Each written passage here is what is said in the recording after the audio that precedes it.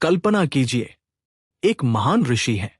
वे वेद जानते हैं, इतिहास जानते हैं, व्याकरण जानते हैं, गणित, खगोल, संगीत, तर्क, लगभग हर विद्या में निपुण हैं।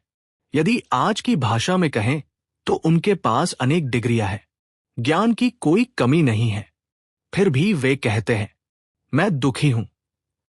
ये कोई साधारण व्यक्ति नहीं है, ये है नारद। और वे आते हैं सनत कुमार के पास।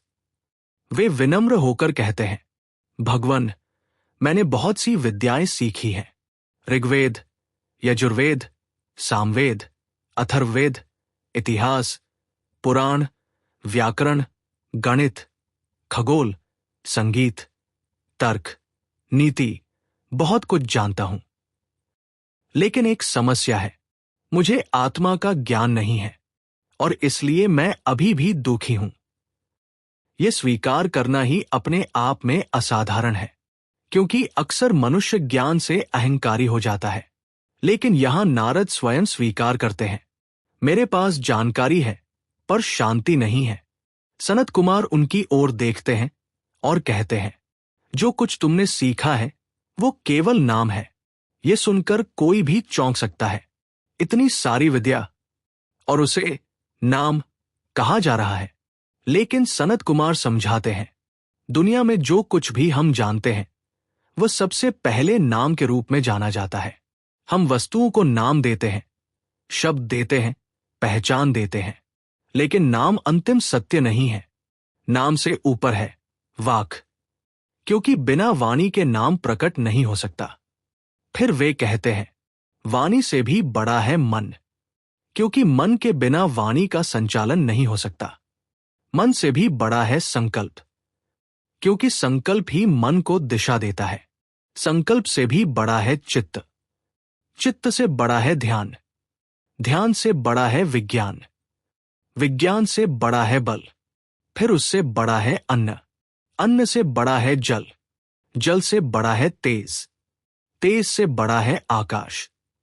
और इस प्रकार सनत कुमार एक अद्भुत सीढ़ी बनाते हैं, ज्ञान की एक ऐसी सीढ़ी जो धीरे धीरे मनुष्य को बाहरी स्तरों से उठाकर अस्तित्व के गहरे स्तरों तक ले जाती है।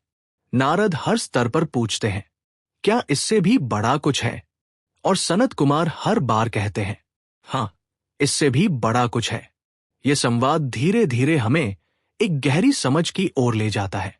मान लीजिए, आपके पास एक नक्शा है। नक्शा आपको दिशा दे सकता है, रास्ता दिखा सकता है, लेकिन नक्शा स्वयं यात्रा नहीं है। उसी तरह शास्त्र, शब्द, विचार, ये सब केवल संकेत है। वे हमें सत्य की ओर ले जा सकते हैं, लेकिन वे स्वयं अंतिम सत्य नहीं है। इसलिए सनत कुमार नारद को धीरे धीरे आगे बढ़ाते हैं। आखिरकार वे एक ऐसे बिंदु पर पहुंचते हैं जहां वे कहते हैं, भूमा ही वास्तविक है। नारद पूछते हैं, भूमा क्या है? सनत कुमार उत्तर देते हैं, जहां कुछ भी सीमित नहीं है वही भूमा है, जहां कोई कमी नहीं है वही भूमा है, जहां दूसरा कुछ नहीं है वही भूमा है। क्योंकि जहां दूसरा होता है वहां भय होता है, जहां द्वैत होता है वहां संघर्ष होता है, लेकिन जहां सब कुछ एक ही चेतना में स्थित है वही पूर्णता है। यही है भूमा। सनत कुमार कहते हैं, जो सीमित है वो सुख नहीं दे सकता। सुख केवल अनंत में है। यदि कोई वस्तु सीमित है तो वो कभी न कभी समाप्त हो जाएगी, और जो समाप्त हो सकता है उससे स्थायी संतोष नहीं मिल सकता। लेकिन जो अनंत है, जो सर्वत्र है, जो अविनाशी है, वही वास्तविक आनंद का स्रोत है। इसे समझने के लिए एक साधारण उदाहरण ले। मान लीजिए एक छोटा पात्र है जिसमें थोड़ा पानी है। यदि उससे कुछ निकाल लिया जाए तो वह जल्दी खाली हो जाएगा। लेकिन यदि वही पानी महासागर का हिस्सा हो तो उसकी कोई कमी नहीं होगी। मनुष्य तब तक सीमित पात्र की तरह जीता है जब तक वह स्वयं को केवल शरीर, मन या व्यक्तित्व मानता है। लेकिन जब वह यह समझता है कि उसकी चेतना अनंत चेतना से अलग नहीं है, तभी वो भूमा का अनुभव करता है।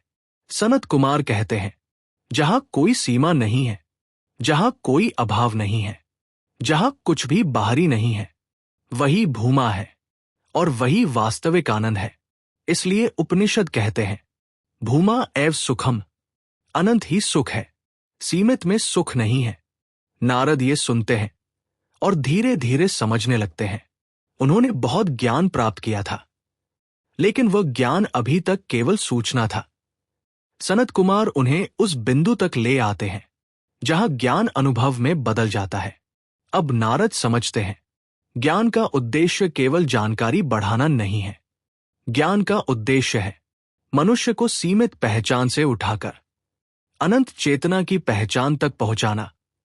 यही कारण है कि यह संवाद उपनिषदों के सबसे सुंदर संवादों में से एक माना जाता है, क्योंकि इसमें केवल दर्शन नहीं है, इसमें एक गहरी मानवीय सच्चाई भी है। मनुष्य जितना भी जान ले, जब तक वो अपने वास्तविक स्वरूप को नहीं पहचानता, तब तक भीतर एक खालीपन बना रहता है। और जब वो उस अनंत चेतना को पहचान लेता है, तब ज्ञान केवल विचार नहीं रहता, वह पूर्णता का अनुभव बन जाता है। और शायद यही कारण है कि सनत कुमार नारद से अंत में ये नहीं कहते कि तुमने सब कुछ सीख लिया। वे केवल उन्हें उस दिशा में ले जाते हैं जहां मनुष्य स्वयं अनुभव कर सके कि उसकी वास्तविक प्रकृति सीमित नहीं है, वह अनंत है, और वही अनंत भूमा है।